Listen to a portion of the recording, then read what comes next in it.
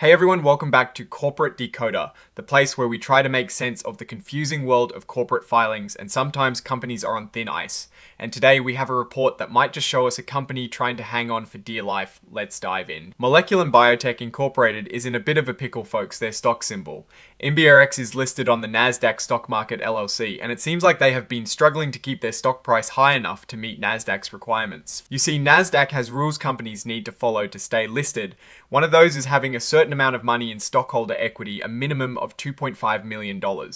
Now, this isn't just some arbitrary number. Nasdaq uses this as a way to ensure companies have some financial cushion and stability. Well, it turns out Moleculin Biotech has not been able to meet this requirement. They received a letter back in May saying they were out of compliance, and they got an extension until November 19th, 2025 to get their finances in order, but unfortunately on November 20th, 2025, they got another letter saying they still had not met the standard. So what happens now? The Nasdaq staff is saying that if Moleculin Biotech does not ask for a special hearing to appeal this decision by November 28th, 2025, their stock will officially be delisted. That means it will no longer be traded on the Nasdaq exchange starting December 2nd, 2025. This is a pretty big deal for any company because it can make it much harder for investors to buy or sell shares, and it can really hurt the company's reputation. But don't count Moleculin Biotech out just yet. They are planning to fight this decision. They will be requesting an appeal from a special panel.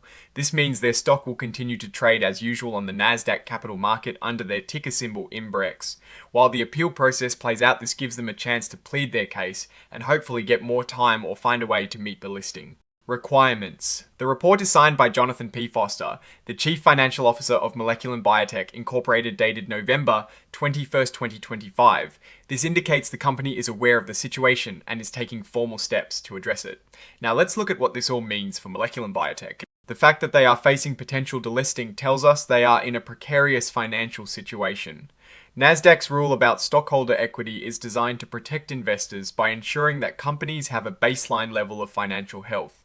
Falling short of this suggests that the company's market value or its profitability might not be where it needs to be. It is like a company is running low on fuel and the gas gauge is flashing red. They've been given a warning light and a chance to refuel, but they haven't quite made it to the station. Their intention to appeal is a sign of their fight, but it also highlights the seriousness of their financial challenge. The upcoming period will be critical for them as they navigate this appeal process. If they succeed, it will buy them time to try and turn things around. If they fail, facing delisting could significantly impact their ability to raise capital and operate smoothly. We'll be keeping a close eye on this. What is your take on Moleculin Biotech's situation and their appeal? Drop your thoughts in the comments below. If you found this breakdown helpful, please give this video a thumbs up and subscribe for more. And don't forget to join our Discord community, linked in the description, for even more in-depth discussions. Thanks for watching, and we'll see you in the next one.